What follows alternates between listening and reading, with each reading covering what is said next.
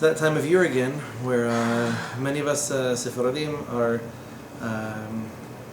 intentionally or unintentionally led to develop this inferiority complex for not having had any dairy dishes in our repertoire. It just didn't happen in North Africa or the Middle East.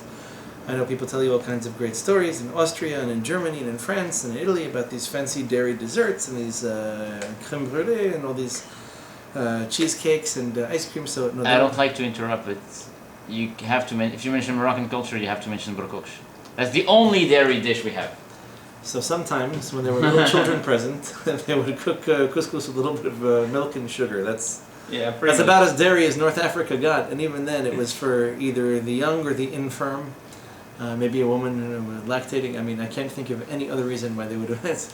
When I was little, I had this a few times at my grandmother's house. That was about the extent of the dairy, our dairy escapades. It's just custom. It just didn't happen. Yeah. It just didn't happen. The climate was predominantly hot. My grandparents came from the mountains, but the climate was predominantly hot. It just didn't really lend itself to things like drying milk without it decomposing fast enough to kill someone. So they generally passed on dairy products. It just wasn't popular. The reality is that especially where they had rivers or where they had hills or mountains, they raised goats and lambs, and they ate a lot of meat, lots and lots of meat. Oh wow! So It's, they're meat people. well, very much so. Yes. Borderline cannibals, but the consumption of meat in North Africa was probably a 2 or 3 times a day kind of thing. So wow. Meat for breakfast in most places. And, they didn't have cereal. I mean, everybody else was eating, but that's what you did with leftovers. And are they healthy people? Sure.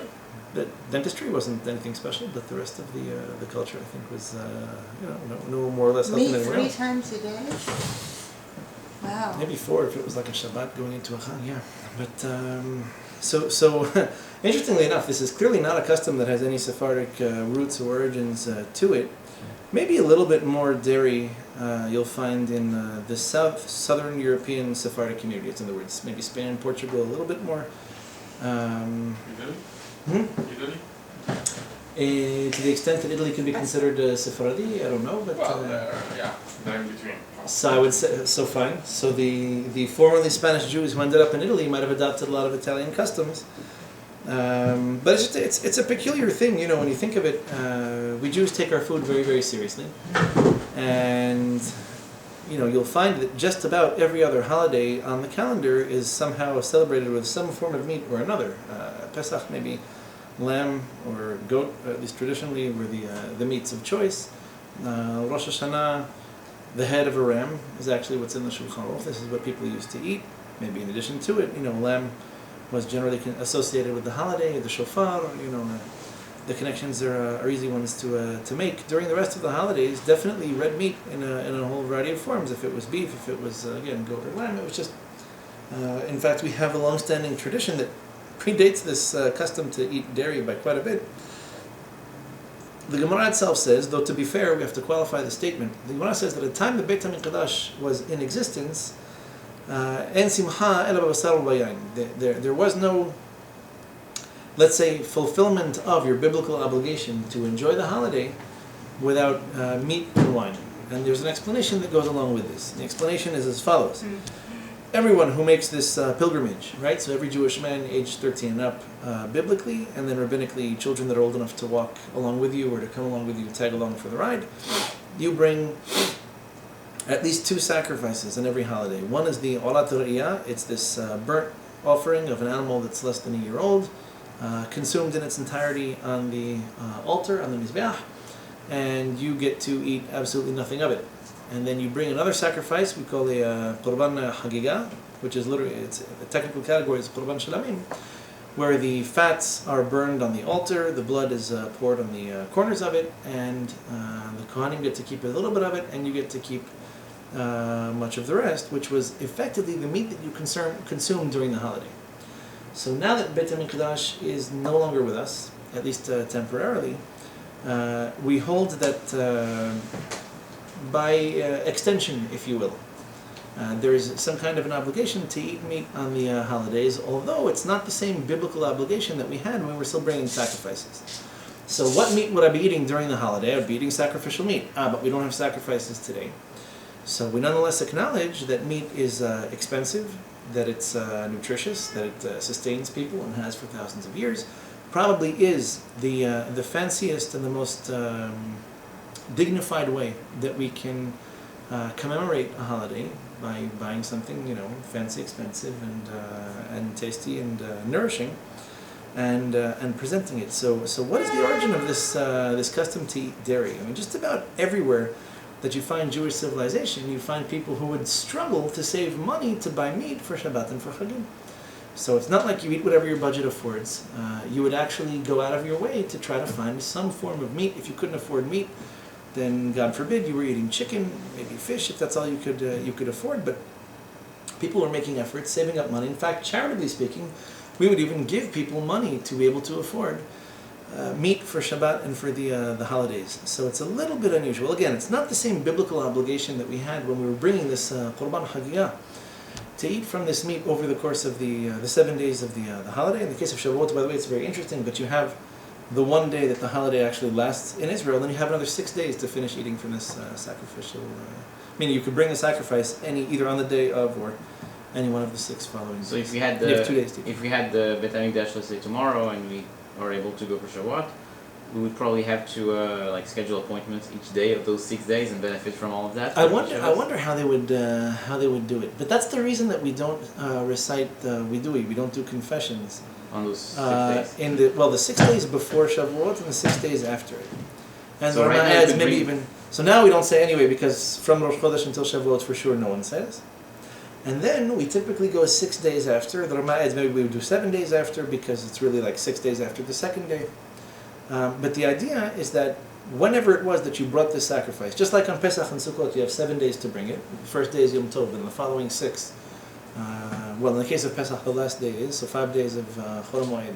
Day 7 is Yom Tov again. In the case of Sukkot, it's 1 day of Yom Tov, 6 days of Chol HaMoed, followed by another day, which is Shemini Atzeret, which is already too late for you to bring the sacrifice. The Gemara says, just like you have 7 days in all for Pesach and for Sukkot, you have 7 days for Shavuot. Just the first day is Yom Tov, and the following 6 are not, except, and I have to give credit to Avidan, she's right, the day that you bring your sacrifice is going to be a Yom Tov for you.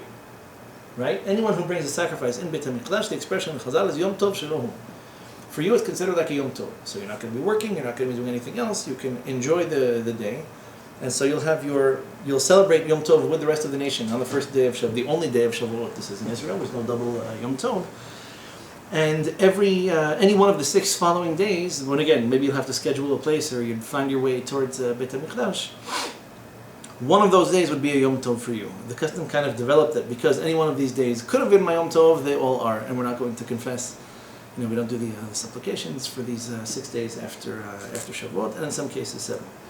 So, why, once again, back to the question, did this custom develop to eat something specifically dairy on Yom Tov? And I'm going to qualify this by saying even the Ashkenazim ate meat on Shavuot. The custom was, at least at some point during the holiday, somehow they would have a little something dairy.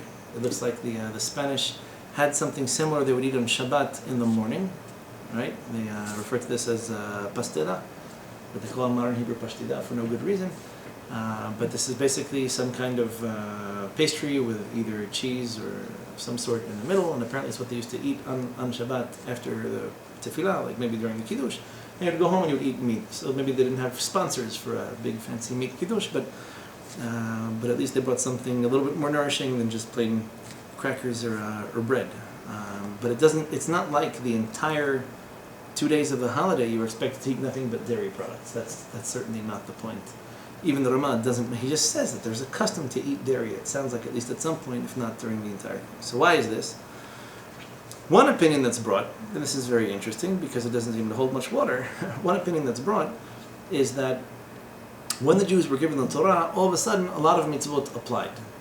Mitzvot that didn't necessarily apply beforehand. So now you're telling me I have to keep Shabbat. Well, I didn't know up until you told me, so what did you expect me to do? We're going to have to kind of learn on the fly. So all of a sudden, I can't eat insects anymore, which is upsetting to many of us, but we'll have to figure things out.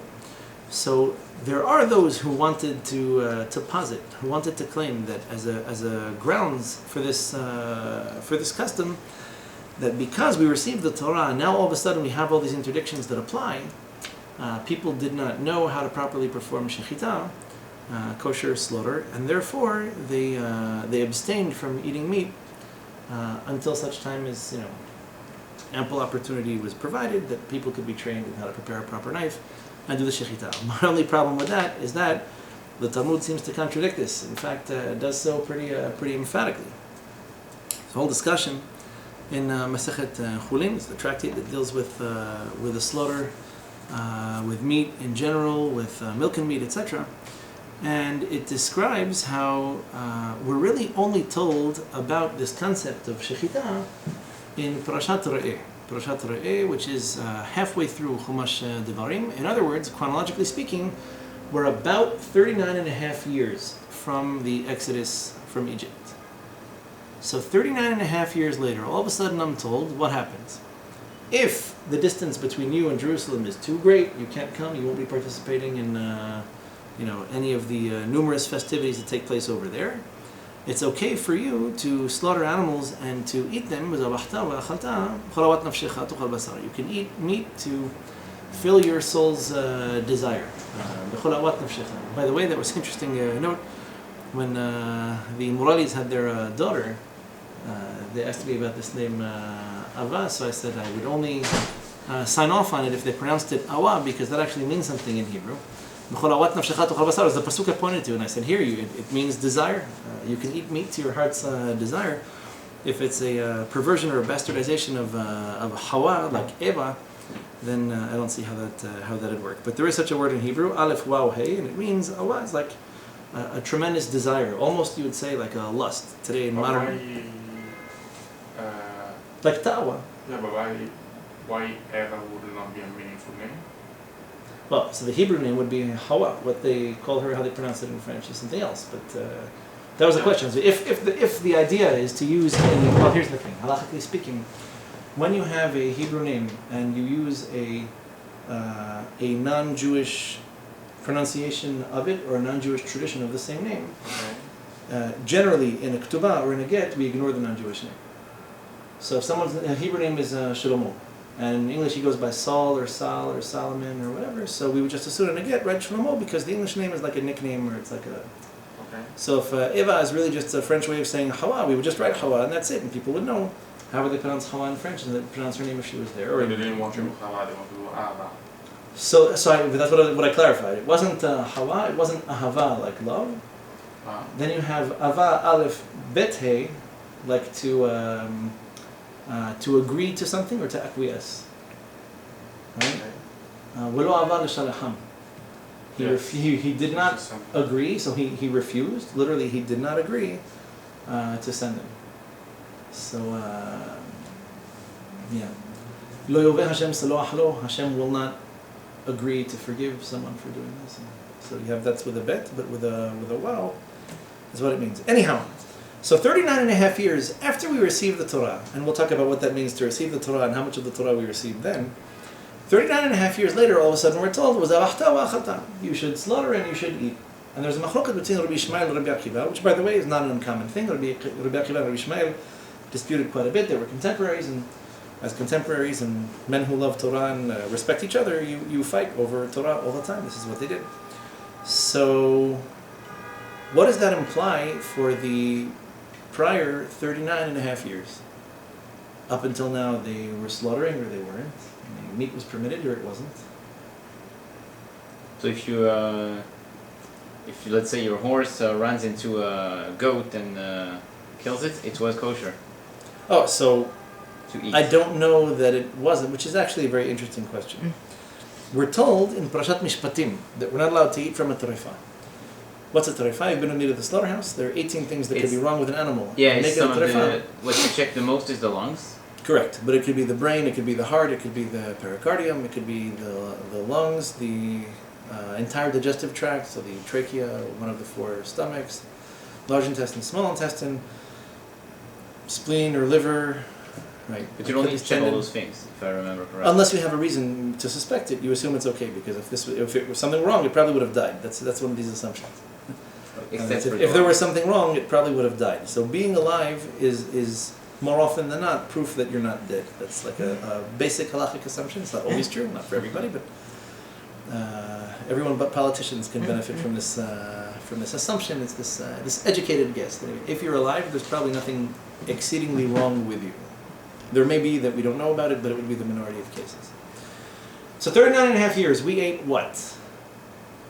Sophia wants me to believe that we didn't eat meat, we were all vegetarians. So we would for not eat 39. terefot, but we would eat nevirot. That's the question. So if I killed an animal, assuming I can't eat a terefa, which is an animal that's been physically damaged in some serious way, does that mean that the animal had to be slaughtered, or that I had to check for this, in fact, after the animal was killed? So, Rabbi Ishmael holds, guess what?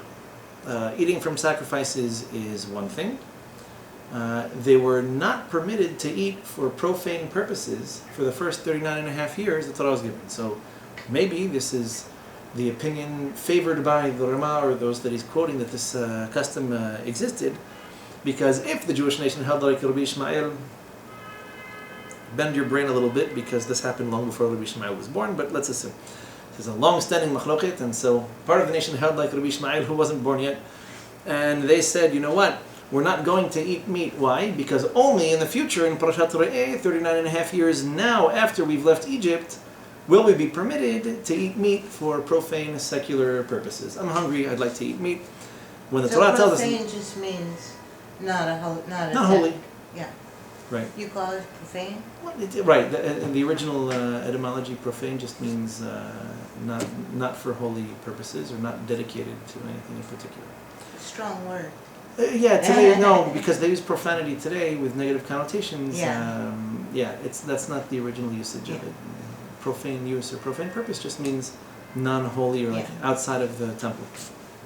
So, according to Rabbi Ishmael, we were a very holy group of people. We didn't consume meat, assuming that makes you holy. We didn't consume meat during the entire 39 and a half years, save for the sacrificial meat, which means we ate meat on Pesach because you have to. We ate meat on any one of the three. So when the nation complained, not necessarily. When the quail came into the picture, and this happened twice in our history, right? Once it happened in Parshat B'Shalach, the other time in Bahalotcha. In B'Shalach, right after as we were leaving Egypt, we complained. For better or for worse, the complaint was answered with quail. Very bizarre, by the way, because Rashi describes them as very fat, as like large fat birds. Have you ever seen quail? It's like that. They're about this big. I mean, how big and fat I don't know. The eggs are like quail. The eggs are tiny too. Correct. They're about the size of an olive. Yeah, more or less. The eggs are considered delicacies. Yeah. Quail, sure. More yolk relative to the white, which is true of every egg except for chickens, by the way. Ducks and geese also have massive yolks and small whites. So if that's the case, the question would only be, so either it was permitted to us that one particular time and it wasn't permitted again, or maybe because you see in Bahalotcha, when the nation was complaining, we want to eat meat because remember we used to eat in Egypt, and if you look at the list of things they're complaining about, meat wasn't one of them. The flesh pots. Yes, the flesh pots. Remember we used to eat profane. when we were sitting on the flesh pots, right? We were eating zucchini and melons and garlic and onions and herbs, Cucumber. but and fish. So maybe there you see that they ate meat and they were punished, and this was part of the punishment. So it could be B'Shalach was an exception, or it could be that it was a test for them because in the end they tried it again and this time it blew up in their, and a lot of them died on the spot as a result of the punishment. Or, and this is where Rabbi Akiva would come in, he would say, of course it was permitted. They didn't even need to be slaughtered. They went out and they collected them. They were already dead. So maybe we're not allowed to eat from a torefa. We can't eat from an animal that was sick, but if somehow or if miraculously they just fell and ended up dead, doesn't say they slaughtered them, I don't know.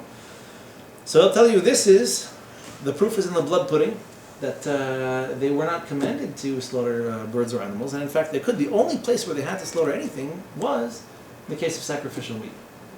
Right? And that's the question brought up here in the Gemara. So, and he shall slaughter. He shall slaughter what? Sacrificial animals. You have to slaughter them. If it weren't, then you could theoretically eat from whatever you wanted. Where do we learn that it's permissible for us to slaughter animals for our own personal use? That's in Parashat Torah. Very interesting discussion, but that seems to be how we hold. It had been permitted up until now, and from now on, we're going to shift gears a little bit. So this is 39 and a half years after the Torah was given. I'm not super impressed with the custom. A little bit bizarre, in fact, if that's the case. So we were not given all the mitzvot in the initial giving of the Torah. This is the bigger question. The question is, what is it exactly that we were given at Har Sinai? What does this mean? Here's a better question for you. Who was it this past Shabbat? Emanuel asked me, just to say his name to his credit, what do we do about the fact that the Gemara does say, and it does mention this, that our matriarchs and patriarchs didn't have the Torah, but they observed the mitzvot anyway. So what does that mean? That means they observed all the mitzvot, even mitzvot that we didn't observe even after we received the Torah.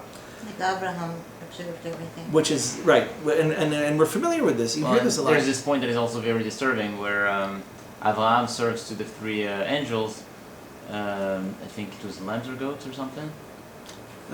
Calves. And cows, and then... Calves. Okay, and then also it says that he was serving in dairy as well. So how does the pasuk say it? Because this is actually proof to the point. Okay, you go ahead. So Abraham says, first of all... I thought Abraham was taught by Elijah all the mitzvahs. So this is precisely the question. In other words, not so much the milk or the meat. Really, the crux of this thing is what's the nature of the Torah itself. So actually, the Gemara itself quotes Abraham in this episode where the angels come to visit him, and so 3 times we're told, "Oh, Mary, we just spoke about you behind your back." I heard it. Your ears are burning. The doorman told him. So what's the nature of this teaching? How literally or seriously do we take it? By Abraham, the Gemara actually says that we learn from him that it's possible to eat milk and meat in a sequence, not together, as long as the dairy comes first, because it doesn't appear this way in the order where he's preparing it. But as soon as he comes to serve them, he took butter and milk, and then, apparently after a pause or after a cup of tea or whatever it was they were doing, then he went on to the meat. So it's permissible to start with dairy, move on to meat. Nothing wrong. No one gets hurt or offended. So even he was not necessarily violating this concept. And parenthetically, even this concept of not eating the milk and meat together is rabbinic for maybe 2 or 3 different reasons. In other words, what's asur according to the Torah is to cook them together, even if you're not going to eat them. To eat them, even if you're not the one who cooked it. Or to sell it, whether or not you cooked it or ate from it. Rabbinically, you have to wait a certain amount of hours. Rabbinically, right. What the Gemara says is that we wait as long, the length, the expression uses kedei se'odah, meaning you wait the time of a meal. What does that mean, the time of a meal? So is it how long a meal lasts, which in Holland they were very excited about. That's like 45 minutes, maybe an hour. And then there's the amount of time a meal satiates you for. In other words, you wait as long as you wait between meals in general. The logic there being just takes that long to kind of digest it and get it to move on, such that you're not burping it up while you're eating whatever else that it is that you're eating. So, because you can still taste it for that long. As long as it takes your system. We customarily hold 6 hours. Yeah. Which is figure breakfast to lunch, lunch to dinner. That's about where you are. About 6 hours between meals. And you want to snack, you can snack. So, at any rate, that's the question of all questions. What exactly is the nature of the Torah? How exactly did we receive the Torah? And what's the deal with these mitzvot that seem, anyway, to have come onto the scene a little bit late in the game? So, if the Torah was given with all 613 mitzvot during Parashat Mishpatim, why do we have any more of it? Or during Parashat, Yitro, Mishpatim, etc. Why doesn't the Torah just end right there? That would have been great. You have 613 mitzvot. We're not going to list them all here, or maybe we will, and that'll be it. So some of it's a little bit of history. Korah was a story. Okay, the Meraglim was a bit of a story. It was a bit of an intrigue, but there seem to be mitzvot that were introduced only as a result of something happening. For example, the spies, the 12 Meraglim that went to Israel and came back. 2 of them are righteous, 10 of them are wicked. At the very end of the parasha, we have the mitzvah of tzitzit. It's repeated in Chumash Devarim, but we have this mitzvah of tzitzit. It seems to me, the novice, we only have it. Why? Because the nation believed the story of these 10 men who went after their eyes, whose eyes, preceded them. They saw what they wanted to see. They reported on what it was that they saw, what they believed that they saw anyway. And so we get a mitzvah. There's a midrash that says explicitly. Why do we have v'lo taturu achrei lochem v'achrei nechem? Because b'toratem et haaretz.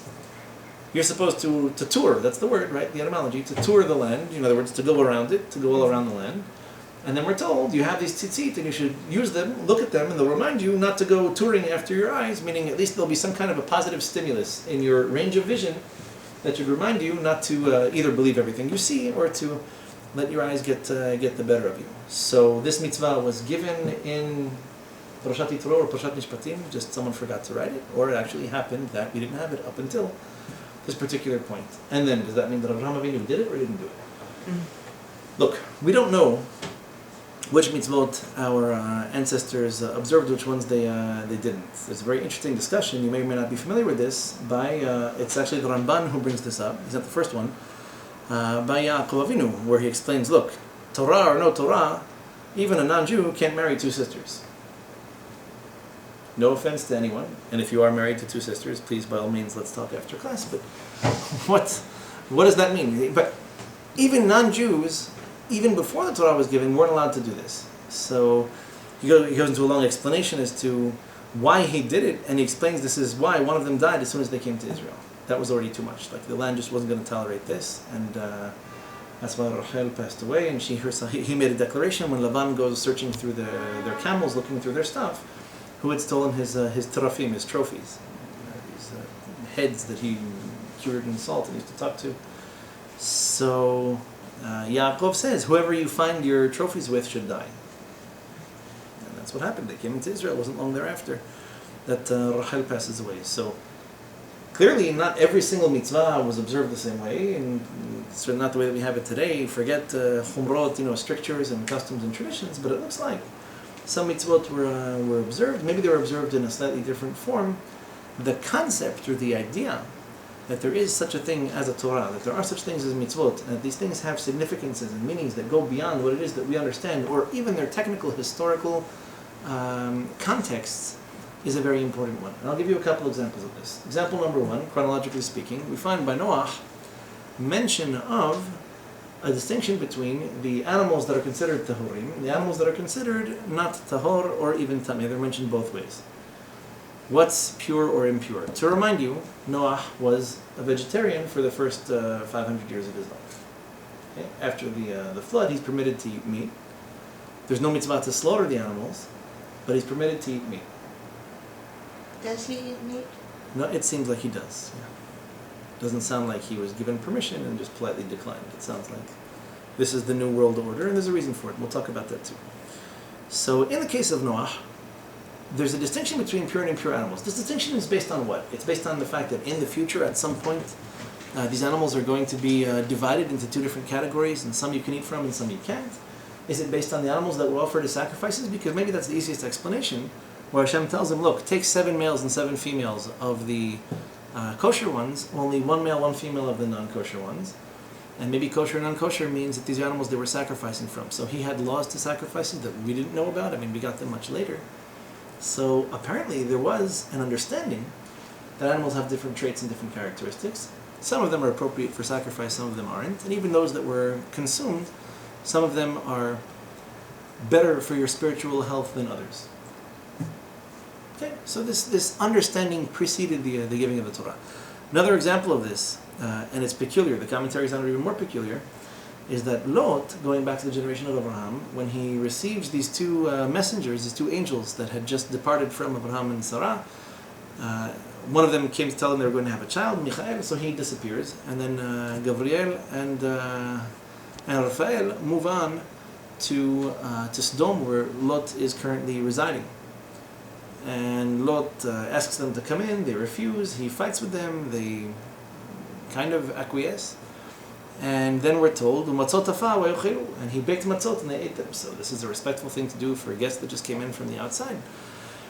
True, Sodom was a city that didn't exactly specialize in hospitality, but what's the business of cooking matzot? It'd be almost an insult. You want to make crackers, you make crackers. You want to make bread, you make bread. But for the extra couple of minutes it would have taken for the bread to rise, not so clear. So Rashi says on the spot, quotes the Midrash, this was at Pesach time. Lot at Pesach. I mean, he was living in Sodom V'Amorah, right? So he's, for all intents and purposes, the guy lives in the heart of Chelsea. And nonetheless, he's careful about observing Pesach. Okay? So homosexuality doesn't bother him. For all we know, he works in the fashion industry. And somehow, Pesach... So the Italians are getting clobbered today. And somehow, Pesach is on the top of his mind. This is like his number one priority. How can it be? I'm surrounded by violent homosexual criminals. And nonetheless, I have to be really careful about eating matzot now. Why? Because Pesach hasn't happened yet. But it will. And when it does, it'll be an obligation. So, and Rashi explains it as if, that now it makes sense. Because if it weren't Pesach, that'd be really strange to serve matzot to people that you've never met before. So... Especially angels. Right. So, yeah, in his case, he probably didn't know. Yeah, Abraham didn't know in the beginning, he figured it out by the end. Lot couldn't very well never have figured this out, as far as we know. He was just feeding them food that, customarily would give to people. But it was bizarre. So Rav Ashkenazi gave a beautiful drasha on this topic. These concepts that we're familiar with, it's not just there happens to be a coincidence. I mean, if you think about it, and we've spoken about this on Pesach before. Really, God killed the Egyptians after 10 plagues, after the blood and the lice and the frogs and the hailstones with fire in them. He couldn't make the exodus from Egypt last another 15, 20 minutes so we could have pita or baguette or a little rolls, roglach, something a little more appetizing maybe than matzah. Right? I mean, there has to be a much deeper understanding of this. To say that we eat matzot because they didn't have time is to say God didn't give them time. But why didn't God He couldn't give them time? He split the sea. The entire nation walked through it. Was he paying for this by the hour? He rented it and he had to give it back. So obviously the matzot are the point of Pesach. And the proof is that there is such a concept even before we left Egypt. It's not that Hashem couldn't take us out any slower. We had no choice but to eat matzot, and we commemorate the fact. What are we commemorating? That Hashem couldn't do this in any other way? Like the shortcomings of the creator of the world? That's impossible. So what we're commemorating is that the Pesach, the point of the matzah, the point of Pesach is the matzah. And that this exodus from Egypt happens in such a way as to teach us a number of very, very precious lessons. Right? Things like time, for example. The time is really important. And when it comes to making decisions and lifestyle changes, timing is of the essence. So, although matzah appears before Pesach actually happens, this is really the beginning. It gives you an indication. By the way, the matzah that Lot baked, just to put this, let's just plug this back into the context. These angels, they came, smoking cigarettes and kind of sitting around playing craps or roulette. I mean, they had time to waste. If you're familiar with the story, they came from Abraham, they arrive in Sodom, and Lot invites them to come stay by him, and they say, no, we're not going to stay by you. He says, please, why don't you sleep here? We're not going to sleep by you. If we're going to sleep anywhere, we're sleeping on the street. Why would you sleep on the street? So he fights them back and forth, and so they come in and they tell him, and 3 times they repeat this. Get up, we're destroying the town, you've got to go. No, come on, let's take our time. They said, is there anyone precious here too? Would you like anyone else to get on this salvation train, or should we just kill everyone? Well, I have my daughters and my sons-in-law, and he talks to them, they don't want to listen, and the angels tell him, look, we really have to go. The people from the town already came. They start knocking on the door, like a bunch of angry homosexuals, and they say, look, we're going to destroy this house, we're going to molest everyone in it. At which point the angels say, we really can't wait any longer. In fact, this is one of the only places in the Torah we have this shalshelet, it's this interesting cantillation mark, one of the ta'amim that seems to imply it happens whenever there's some kind of a hesitation, at least one that's critical to the understanding of the story.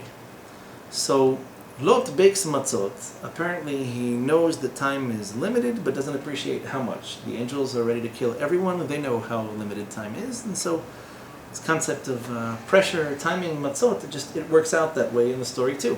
And so we leave Egypt also under pressure, which is weird, because Hashem could have taken us out of Egypt whenever he wanted to, and however he wanted to, and however long or short it should take, and in whatever time of year it needed to be.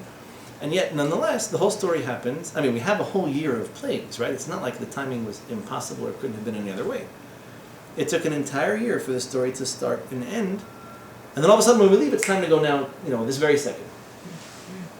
So we had the blood and everybody took their time. It was interesting. Not everybody was convinced. And then we had the frogs and we have the lice. And all of a sudden things start to pick up. But there's an entire year that goes by. And the moment we have to go, it's like, boom, now we need to take off. So why couldn't we have reallotted the time during the course of this year? We would give ourselves a week to pack. We'd have a week to take pictures and post them on Facebook. And then on our way out. Well, the matzot were the point.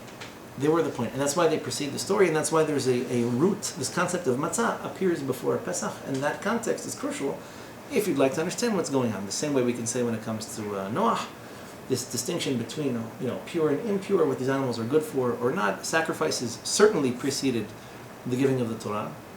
As, might I remind you, prophecy. Did prophecy begin with Har Sinai? It was the first time that we ever got a message from Hashem. Clearly this goes back as far back as the creation itself. The Torah doesn't begin at Parashat Torah. So we said it could have ended there. We would have gotten all the mitzvot in one shot if that was the point. And it didn't. That wasn't the point.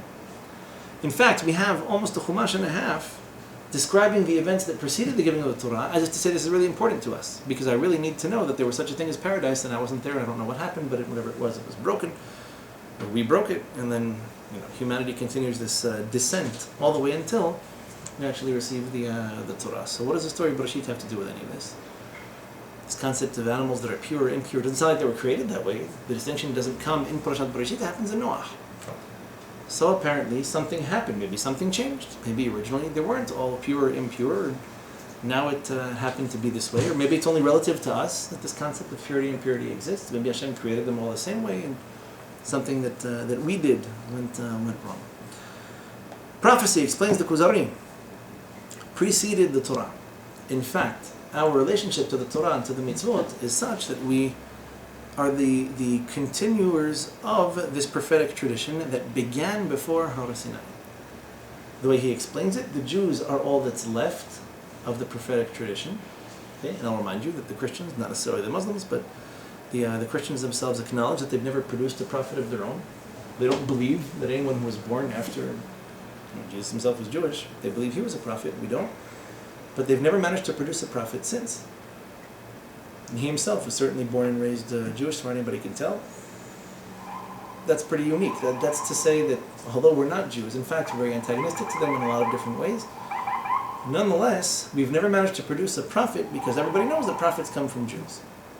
Like, this is the way. That? How else do they explain it? You've heard them say that? There is nowhere in Christian theology that they ascribe prophecy to anyone after Jesus. They claim to believe in all the same prophets that we do, except they accept him as so people like St. John of the Cross and all those people, they're not They'll claim divine inspiration. Yeah. They'll claim a certain degree of divine There's inspiration. many people that they prophecy, say God spoke to and heard God's voice. And so what is the distinction between that? Joan of Arc after or before she was executed? So what is the distinction between that and what you're calling prophecy? Prophecy, like someone standing up and teaching the entire world what it is that God wants to transmit them as a message at a given time, is something pretty exceptional. For someone to say that they wrote a book or that they had some kind of an epiphany or some kind of a vision is one thing. To stand up and prophesy to the totality of humanity in the name of God is a very gutsy thing. That's something that really, and again, they don't claim, they never made such claims. The idea, though, is that prophecy began before the Torah was given, so to speak, too, right? So either we go back as far as Adam and we say, well, he was also observing the Torah. This is maybe certain things, certain realities he was aware of, but to say that he himself observed all the mitzvot, that even we don't say. That I haven't seen anywhere. If anything, we associate this with Abraham, Yitzchak, Yaakov, the matriarchs, etc. So a prophet, yes. Adam is not a prophet. He has interactions with God. But he doesn't speak to the people. There were no people to speak to. To be fair to him, it's a tough crowd. So he couldn't be, in your definition, he couldn't be included, because you said... Well, we do have words recorded in his name, and for someone who interacted with God... Well, no, we have recorded this interaction with Hashem. He gets punished, Hashem speaks to him and tells him what's the punishment going to be. But he doesn't speak to the people, which is how you just defined... Correct, but again, to be fair to him, there were no people to speak to, so this is a different reality. Okay.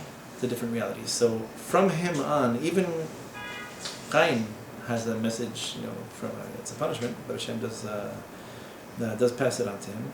Noah is a prophet who Right. precedes the giving of the Torah itself, and then we go back to our matriarchs and patriarchs to whom Hashem spoke, obviously, and then for us at the beginning of the nation. So And the there, last one is Noah, right?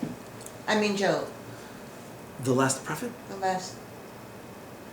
God doesn't speak again after Job. Malachi? Chagai, Zechariah, and Malachi are the last three that we have on record, and Esther is disputed in the sense that everyone acknowledged that she had divine inspiration, but we don't regard it so much as a book of pure prophecy like everyone else. Well, Again, there's not the message is indirect in Megillat Esther, but chronologically speaking, we do pretty much acknowledge Chagai, Zechariah, and Malachi are like the last of the prophets. Ezra lived at the same time. That's about where it ends. After Job. Where Job, and when he lived, there are 9 different opinions as to who he is and what time period he represents. He could represent a bunch of them, but one opinion holds that he was Adam, another one holds that he was Moshe, that he was earlier or later. So, at any rate, this concept of the Torah pre-existing, or let's say prophecy preceding the Torah, is something of a novelty. In other words, the rules of prophecy are somewhat basic, and there's a progression where they become more and more particular and more exclusive over time. So why is it that, for example, Avraham had 7 mitzvot to observe and received an 8th, which was the Brit Milah? In the case of Yaakov Avinu, it was 8 that became 9 because we cannot any longer eat from the sciatic nerve. But why is it that we get more mitzvot over time? So, according to the Kuzari, and Rosh Ashkenazi seem to favor this opinion as well, he explains that in order for us to preserve the level of purity, the level of holiness necessary to even potentially receive prophecy, we needed to shield ourselves, to protect ourselves from the increasingly negative influences that humanity presented. Which means that in the beginning, maybe people were living life on a different level, and maybe they weren't quite as debaucherous, maybe they weren't quite as violent or egotistical or whatever it is. Over time, we see that the wheels came off the wagon pretty quickly, and every generation, every time something went wrong, we get more and more mitzvot, usually restrictions, right? If you do the math, there are 365 negative commandments in the Torah, 248 positive ones. That's just about 40% positive, 60% negative. So, if I follow the same logic, then the Haredim who add a Chumrah every other week, they're probably right. Because, for example, whoever, for example, trafficated the picture with Angela Merkel and refused to publish a picture of a woman, you can also say that. Is there a scandal I'm not aware of? Oh, you didn't Oh, know? that's Angela Merkel, what did she do? There's a picture. Nothing. There was this picture with all the prime ministers and everything for the. Demonstrating. And they were men. Photoshopped They were all the mostly men, and there were a couple Ah. women that they photoshopped out. Right. And they published it in this Haredi I think Denmark newspaper. and Germany are the only 2 countries that don't have female prime ministers. No, that's probably. Anyway, So they then you're photoshopped saying out the pictures. that concept would be right, which I would Oh. not subscribe to So- in general. Okay, I mean, feel free to dispute me. It's everyone The does. whole point of the show. Right. No, obviously. I'll make a bit of a caveat here to qualify this. It's really question again. I don't follow. Yeah. So what? So if it means that if you want to add interdictions throughout time, of course we're in a corrupted society now, and we have a bunch of crazy people and naked women all around. So maybe completely cutting off with those kind of things would be the actual good chumrah to do, and it never ends if you're thinking that you want to protect yourself from the society. This is actually the heart, like the purpose of the shiur. This is just it. The different movements you have today, still under the umbrella of the Torah. I think some of them already have 1 or 2 feet outside the umbrella, but those who claim to be somehow mitzvah observant are basically looking for the responsible halachic responses to these circumstances, to these situations. In other words, if we take from the period of the Torah itself, already prophecy existed. It was getting more and more difficult to achieve. And so we get more and more mitzvot to help protect us from, to maintain purity and sanctity, and at the same time to avoid deleterious effects on the soul and on the spiritual reception, if you will. If you go through the period of the Mishnah and the Gemara, for example, you'll find that they spend more of their time forbidding than permitting. That's the truth. And they do this because they don't want us to lose the mitzvot or to damage them or to cut it so close as to miss the point. So, true, I could bake my matzah as thick as a tefah. The Shulchan Aruch still holds that way. I mean, you could. Traditionally, we didn't cut it quite so close, right? I'm not saying you can't. I'm not saying it wouldn't be kosher if you did. I'm not saying I wouldn't eat from it if you actually did it. I'm just saying sometimes it's just a why take the chance kind of scenario, you know? Like, I have these questions on a semi-regular basis. If something smells funny, I mean, maybe it's toxic, maybe it's not. I would just as soon throw it away and not take the chance. I mean, I could take the chance, I just don't know. And maybe this customer will die, and maybe he or she will live, but you know, like, I don't like to cut it that close, is all I'm saying, right? Which is disgusting. Right, and then sure, it's liabilities, and then you go to jail, so yeah, I'm sure prison is a great place to be, and then I'm sure it's full of people in the fashion industry, but I don't necessarily want to... or rabbis lately with Washington. Right, or rabbis, we have Muncie, those guys that beat up the husbands that wouldn't give the gitin, and then you have the organ donors from Syrian community in Deal, and yeah. Okay. They're all baking matzahs in prison. Yeah, right. Right. It's And crazy, arguing but about how true, thick it should yeah. be. I'm sure that's the biggest issue they face. Yeah, right. So these are interesting questions. At the same time, you'll see that these tensions never really stopped. And it's funny that it comes out, you know, we talk about Shavuot and milk and meat. The Zohar Kadosh describes that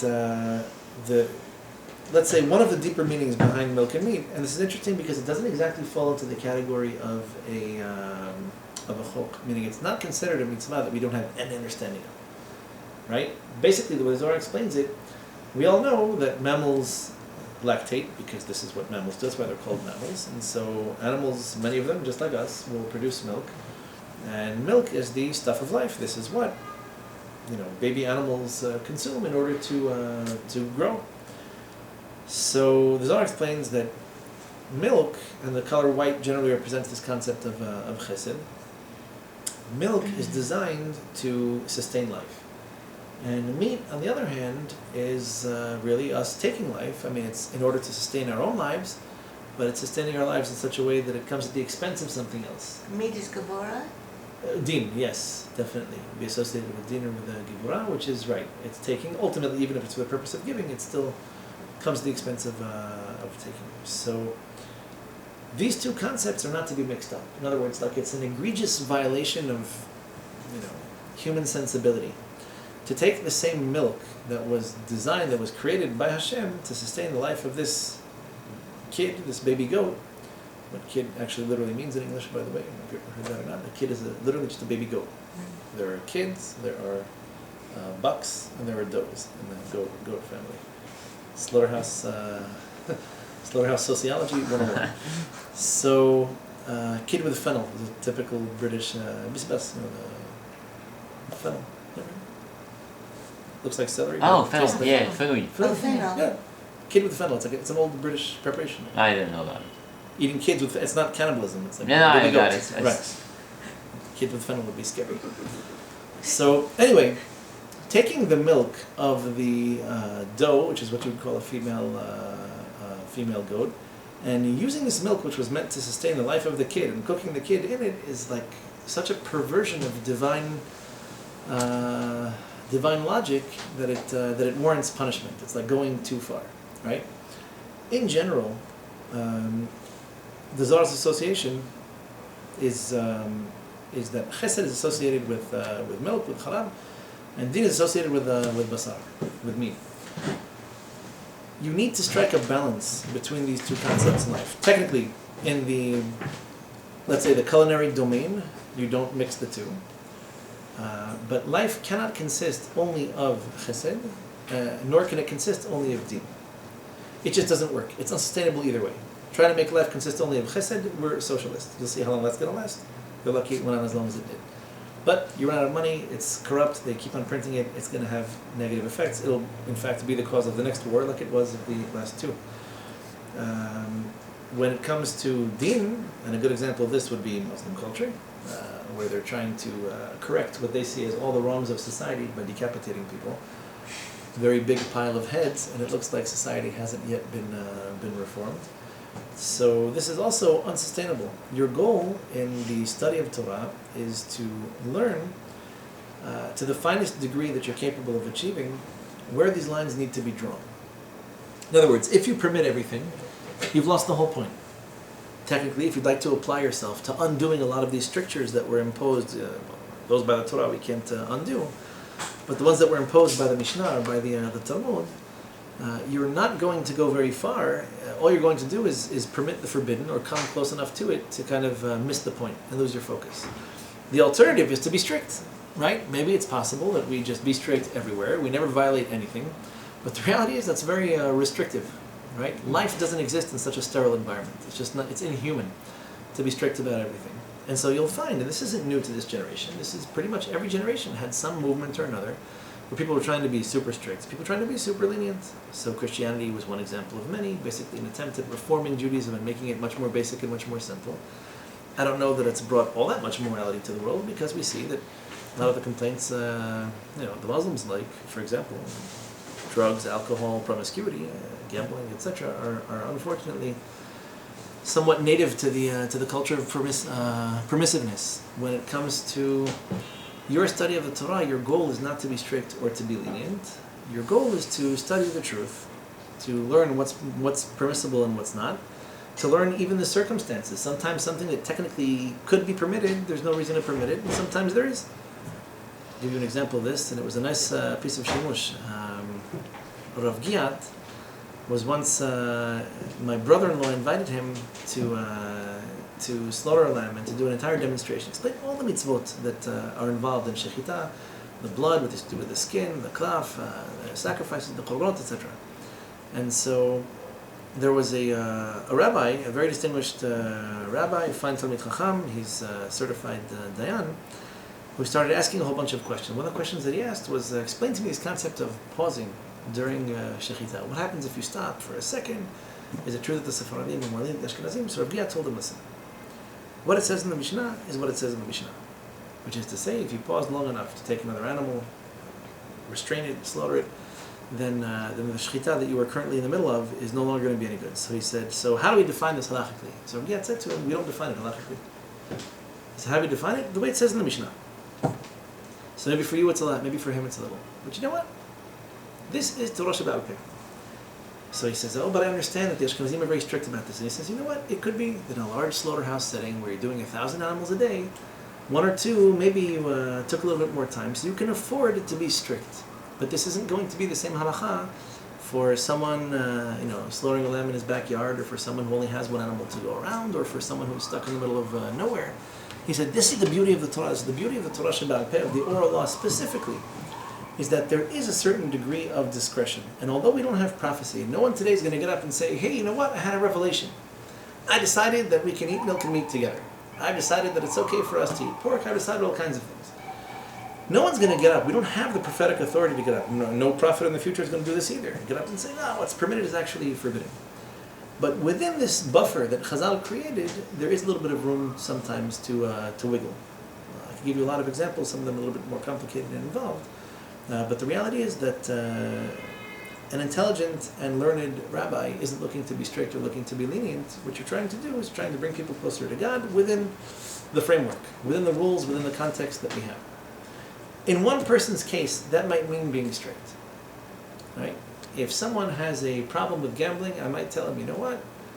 Don't gamble in any way, shape, or form, even forms that are technically halachically permissible. For you, they're asur, they're forbidden. Because you have this problem, you need to get it under control. For someone who's trying to make a living and looking into something that, maybe there's an opinion that permits, one forbids, okay, if it's his parnasah, it's what he knows how to do, or it's where he came from, maybe for him this isn't necessarily such a bad idea. And examples like this abound. Chazal said when it comes to, ironically, because we're talking about prophecy and how prophecy preceded the Torah, there's an expression in the Gemara, literally, to be able to learn something from the Talmud and then to make a statement or to make a proper ruling according to halakha, Si'ata min shemayahi. It's literally help from the heavens that you need in order to do this. If someone comes and asks you a question, and there's room to be lenient, there's room to be strict, you need to know the person asking the question. You need to know the circumstance. You need to know their tolerances. You need to know where they're coming from. You need to know where they're going. You need to basically, if not prophesy, at least have a really, really good understanding, both of halacha and the person asking the question, in order to make a reasonable halachic ruling. So although we don't have prophecy today, the purpose, the point of prophecy in the spirit of the Torah is such that we constantly hope to be able to see the truth, to find the truth, to be able to apply it in, within the rules, within the context. But the goal never being to be strict or to be lenient, to find this middle ground where people can live, where life can be sustained, and nonetheless we can make spiritual progress. So it's just very interesting how Chag Shavuot, we have this discussion about milk and meat. Inevitably, like everywhere else in halacha, you have disputes that abound on all sorts of sides of different halachic questions. But the Kabbalistic perspective on this makes perfect sense, that this should be the holiday that we discuss and describe and contest different approaches to milk and meat, where really this concept of chesed and this concept of din, the Torah balances us between the two. I'll give you one last word on this. There is a beautiful essay in the Zohar Kadosh that describes specifically Muslim and Christian culture in this perspective. In fact, the Zohar says that the Jewish nation represents the Torah, and the Torah is truth, and truth never leans very far to the right nor far to the left. It's a matter of knowledge, of understanding, of reality, and the rules are what they are. Our goal is not to pull one way or the other. The Zohar describes how Yishmael grew up very unmolested by his father. In other words, his father didn't really rebuke him much, to the point that Sarah says he's growing up, he's out of control. This is his first child. He had him when he was 87 years old. Avraham wasn't about to crack down and become a disciplinarian. In fact, as far as we know, Avraham Avinu, he's all chesed. He's all love. He's all positive reinforcement and encouragement. So Yishmael, the Midrash tells us, grows up to be an animal. He's uninhibited. He has no restraints and he has no control over himself. And therefore, it should be no surprise that Avraham, who is all about chesed, raises a child who is completely out of control because he has no din, he has no moorings, he has no anchors, nothing, to help, no tools with which to control his impulses and his instincts. At the same time, Zohar explains what happens when a child is raised by Yitzchak Avinu. So we have Yaakov, who's the fortunate byproduct of Yitzchak and Rivka, and we also have Esau Harasha. And because Yitzchak represents Gevurah, represents control. Remember it was 2 weeks ago, sorry. We spoke about Ezu Gibor, Kobeshet Yitzro, that Gevurah doesn't mean courage or ferocity, it means strength, it means the ability to control yourself. So Yitzchak raises Esau, who is a psychopath, and who is megalomaniacal, and who seeks to control the entire world.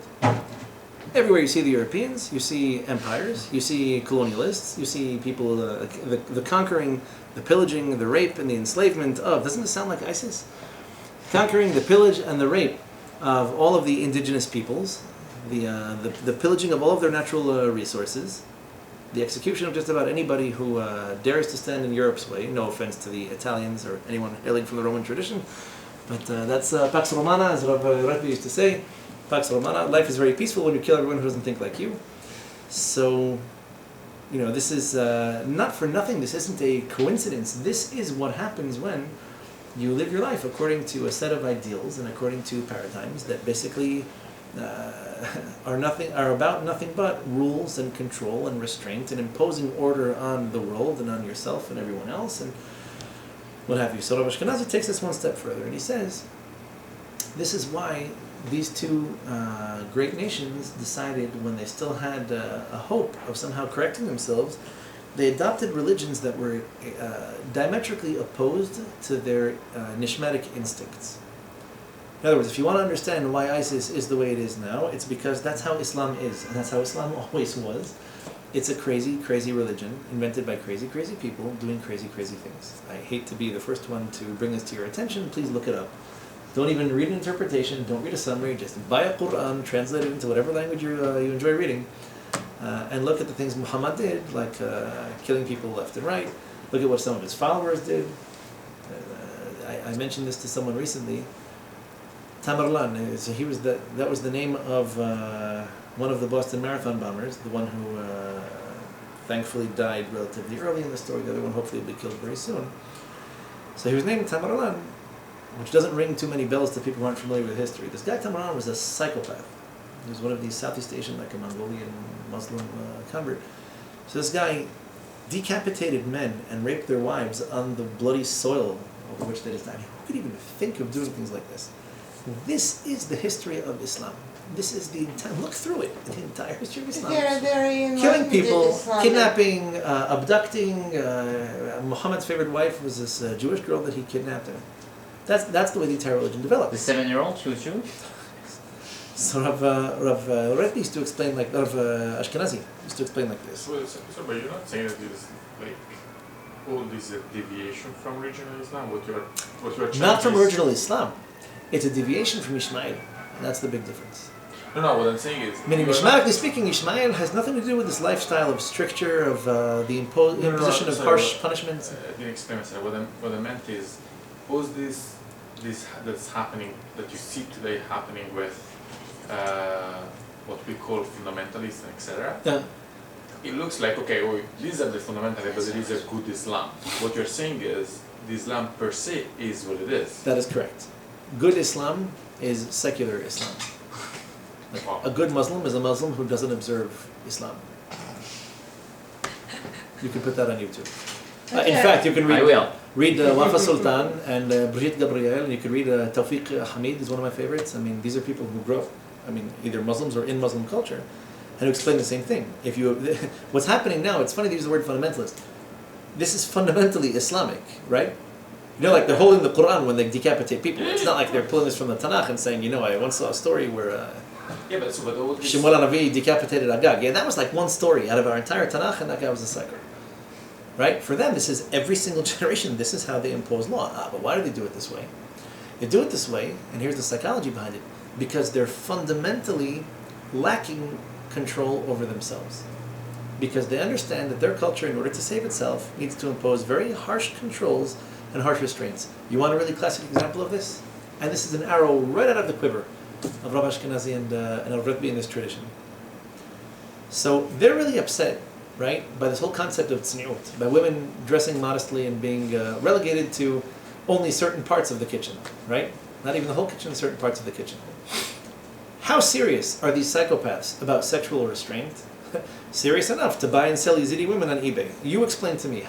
So you care about sexual control, so much so that the people that are fighting for your imposition of Islamic Sharia sexual restraint are actually rapist, psychopath barbarians who take women, married or not, regardless of their religion or age or ethnicity, and do the craziest things you can imagine. So, and all this in the name of, you want to tell me it's tzniut? You're going to posit, you're going to make an apology for people who believe that they need to impose their laws on others in order to bring sexual control to the world. When you see these are the most, to even call them animals would be to insult the animal kingdom. Animals don't do things like this. So what does this teach you? This teaches you that the people who are fundamentally Islamic and that are doing things that Muhammad did, he didn't kill people, he cut off thousands of heads, this guy. He was a psycho, he was. And I'll draw a picture of him. Go ahead, I'll put it on YouTube too. Draw a picture of him. Anyway, these people are so crazy and behaving in the crazy ways of their crazy ancestors.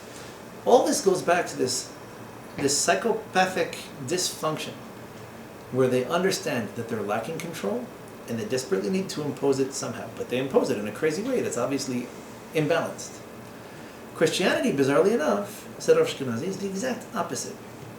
Okay, if you want to appreciate where Am Yisrael stands, the Christians, okay, these are effectively the descendants of Edom, Romi, the same concept. We're still in what's called Galut Edom, right? The European exile is what Chazal call this. America is Europe. No offense to America or Europe.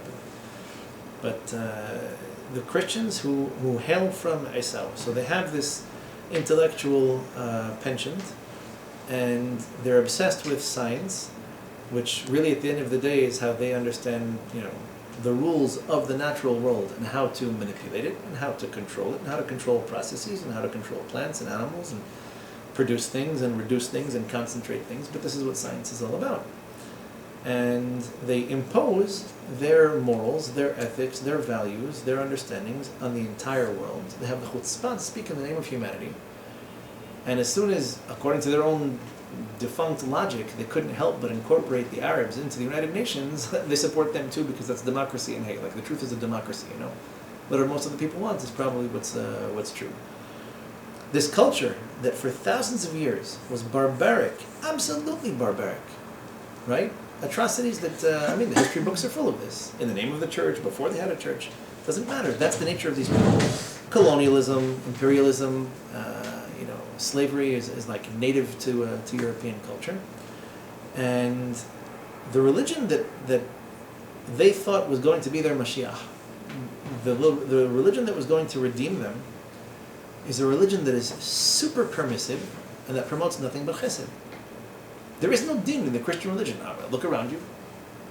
Right? This guy kills 3 people, injured 200 plus, and there's a long trial with all sorts of proofs and arguments and explanations. I mean, come on, we have 1,000 proofs that he did it, he's proud of it, he's happy about it, he'll do it again. But there's a system, and there's a process, and there's rules, there's people making defense for him, and you have all sorts of political action committees now to come together trying to defend him against the death penalty. Because he didn't decree death on these 3 people that he killed, right? He gave them a fair trial. They had arguments back and forth before they were killed. No, who cares? So this European society, this extension of Esau, they're obsessed with their laws and with their rules and regulations. They're obsessed with imposing their world order on the rest of the world. And the Muslims correctly identify that this is a culture that has no boundaries, that has no limits, that has no rules or regulations or restrictions when it comes to morality. In fact, quite to the contrary, they fight in favor of passing legislation that's more and more permissive and less restrictive. Abortion is a classic example of this.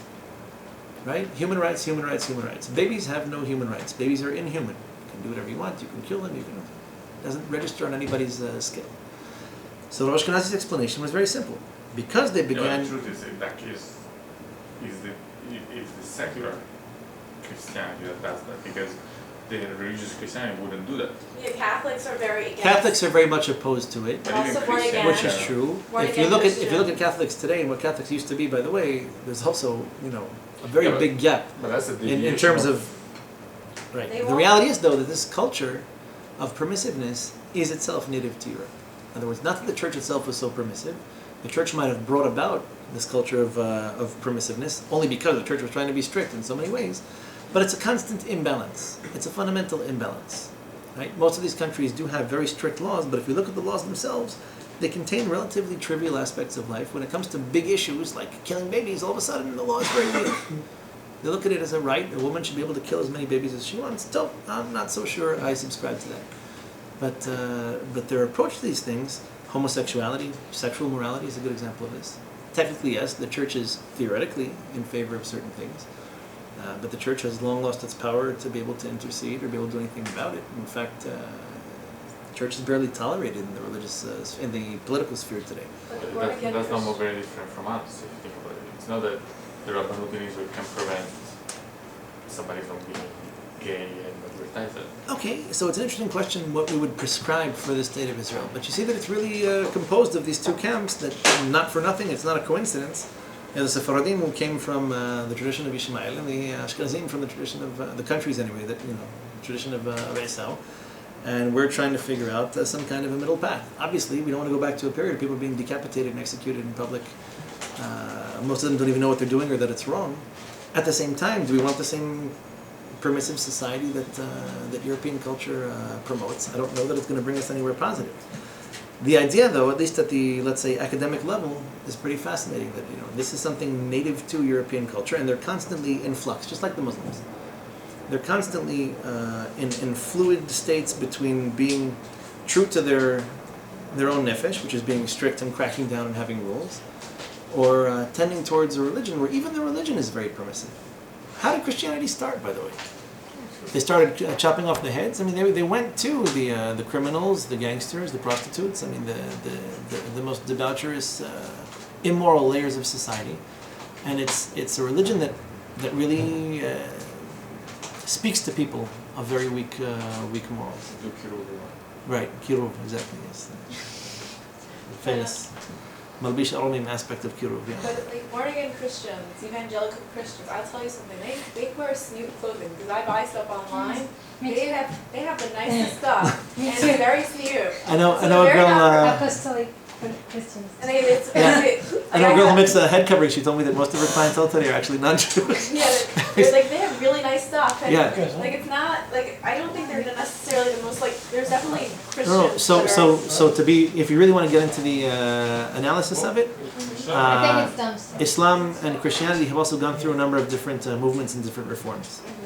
So evangelical Christians, interestingly enough, are like yet another attempt at reforming Christianity as an institution, where Catholicism traditionally was very, very strict, and they did torture and execute lots and lots of people, including Jews, to be fair.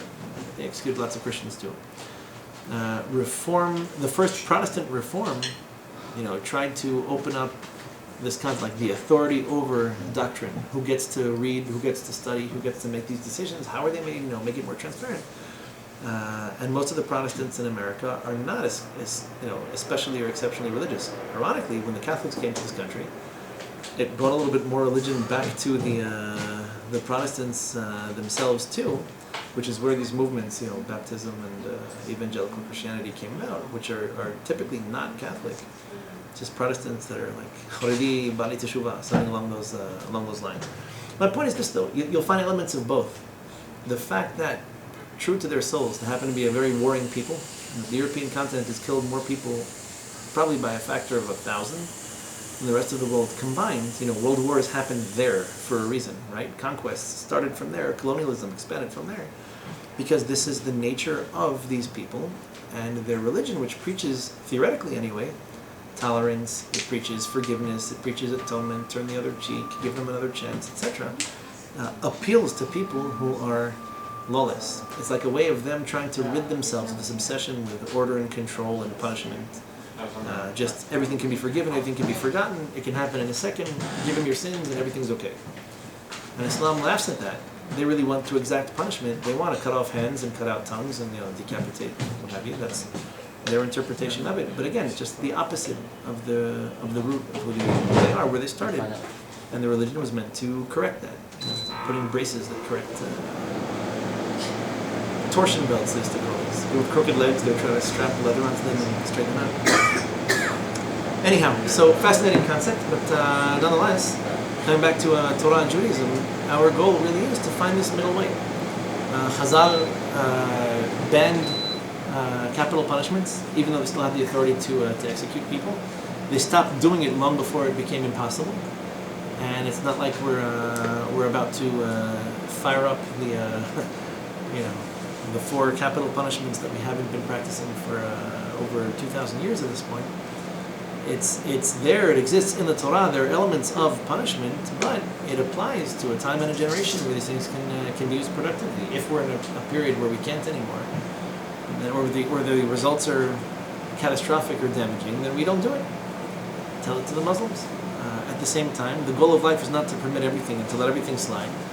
And forgiveness and atonement really do involve very significant changes in life and lifestyle. So it's not just give me your hand, I'll take it all away and everything's forgiven. It's a bit more involved than that. There's a little bit more work that goes into it. But again, the purpose is not to be strict, the purpose is not to be lenient, it's to find the truth, to adhere to it, to work hard, and to do what unfortunately no other culture in the world seems to be interested in doing, which is bridging the gap between milk and meat, bridging the gap between chesed and din, and building a sustainable, civilized, spiritually inclined society that can actually regain access to prophecy the way we had it before the Torah was given. So, anyone has any questions? About as easy a shiur as we ever gave, so I don't anticipate any disputes or discussions.